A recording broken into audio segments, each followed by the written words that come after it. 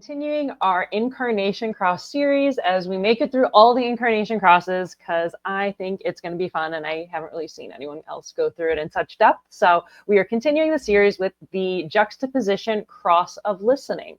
The name of the Juxtaposition Cross is basically what the gate is called. Essentially, it's the name of the gate. And Juxtaposition, those are all your 4-1s. It's only 4-1 profiles that will have a Juxtaposition Cross. They basically fill the little spot in between that allows the shift from the right angle to the left angle. Otherwise, there would be a hard stop and there would be no shift. So again, a genetic process as much as a now living process because we live it out.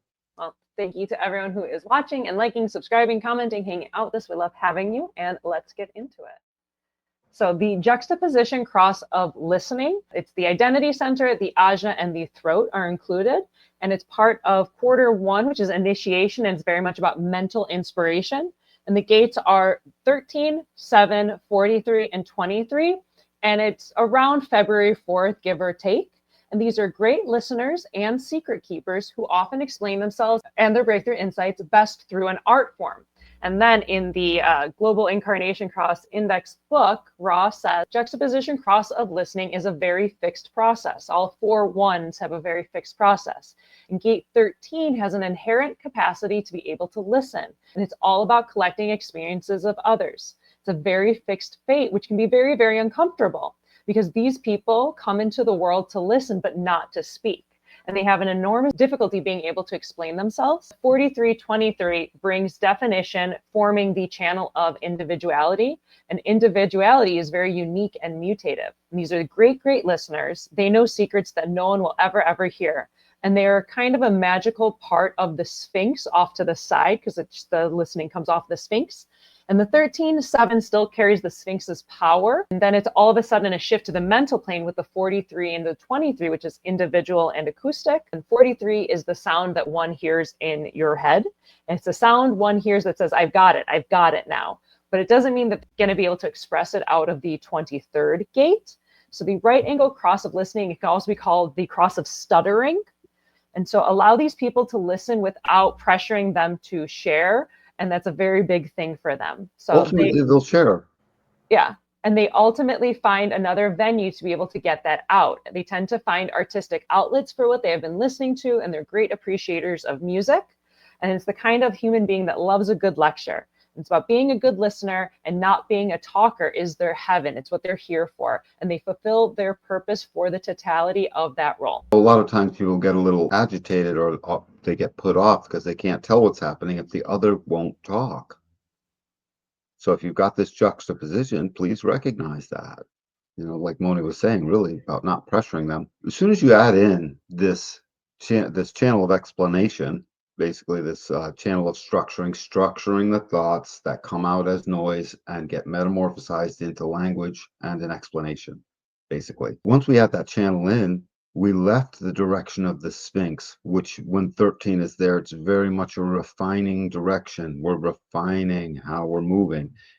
Starts the quarter of initiation. So that is a refinement all by itself. We're refining from the old mutation that changed everything. Initiation starts something. So by definition, that is refining. And it's so funny that you add this in and the very next cross in line is explanation, the cross of explanation. So that you can tell it's a natural leading to the other. But that 4th line, fixedness, this gate 13 isn't just listening. It actually sends out a vibration through the aura that as one of the primary role gates, it is our role in listening. 7 is our role in interaction with the other. 13 is our role in the active act of listening or not. You know, and starts out with empathy as a first line. So one must have empathy in order to really actually listen before they get fatigued and listen too much. It draws others to tell something to listen to. It draws it in as it draws them, as sure as it makes a direction, it creates a direction for others, drawing them towards you in their direction to go ahead and tell you something. So become the good listener. Don't listen to the conditioning that says you actually have to talk a ton. Find out who gets, unnerved by your by the fact that less words come out of you than maybe out of most other people in any given moment. You see who that works for, so you can find out who's right for you is a thing. So fourth lines really have to get the right, this 4-1 juxtaposition must find the right click. They got to find their peeps, just like a projector does.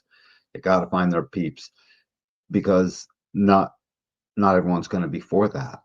They really have to be able to find the folks that listen to this externalizing over what they heard, and in this case, that they're willing to sit with and be with the externalizer that doesn't externalize nearly as much until they're truly in the mood.